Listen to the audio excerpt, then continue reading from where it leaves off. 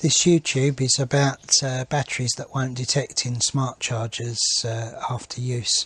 These are Amazon nickel metal hydride AA batteries, 2 amp hour, but that's kind of irrelevant to this. So my kids Flurion walkie-talkies, if you use them normally with the power switch, they will run down and then they stop. You take the batteries out and recharge. What happened with these ones is there's an LED lamp feature on the top there. If you leave that on, that will go all day long and flatten the batteries past the point of what the radio would normally not switch on at. So, you know, bring the battery voltage right down. And what happens is in these kind of smart chargers, incidentally this is a smart charger I recommend, it's InLife S4. I got it from Amazon after some reviews and it is very good. It only does AAs and AAAs, but nonetheless still very good. So back to point. When you've got a battery that's below a certain voltage, and I think that voltage is about a half a volt, you place it in here,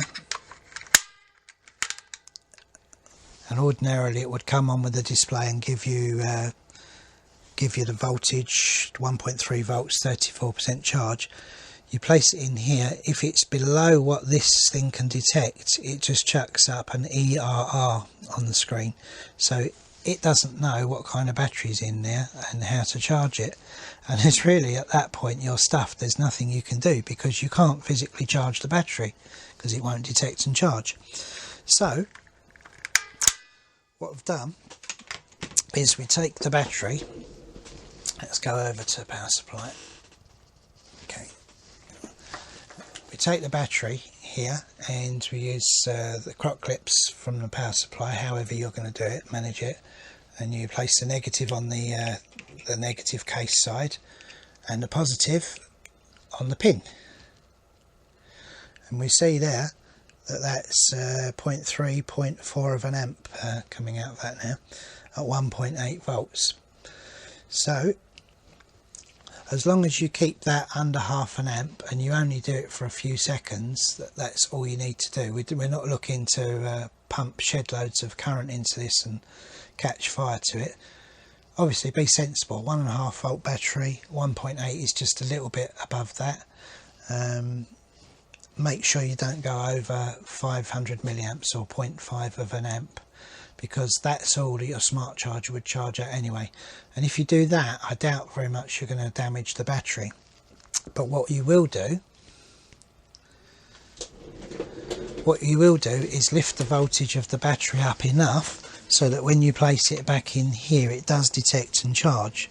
Now on this particular charger, when you put the battery in, it flashes up briefly what the actual voltage is, and then we'll start to charge it. So I've got some old batteries here that haven't been charged.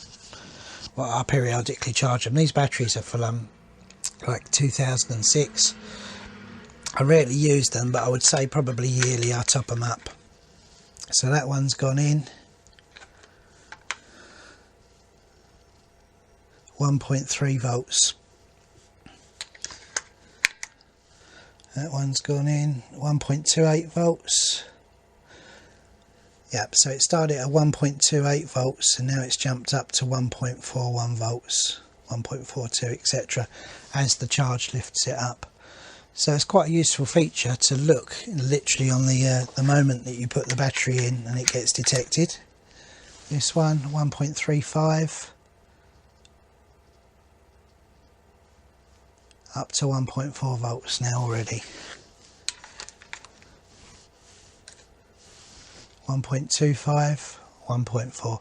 So there we go. So those batteries that wouldn't detect, the different ones which are now back in the radio, they were down at 0.4 volts when they wouldn't detect in here. So I'm guessing it's around a half a volt is the where it switches or decides what's in it. So you just got to give it a little flash with the power supply just to bring the voltage up slightly so that it can detect in here, and then away we go. Those same batteries I basically took out of the charger, put back in the charger, and charged them another few times, much quicker periods obviously because they're already partially charged, but it did bring the voltage and capacity up a little bit. So here's a couple of pictures of the values I actually saw there.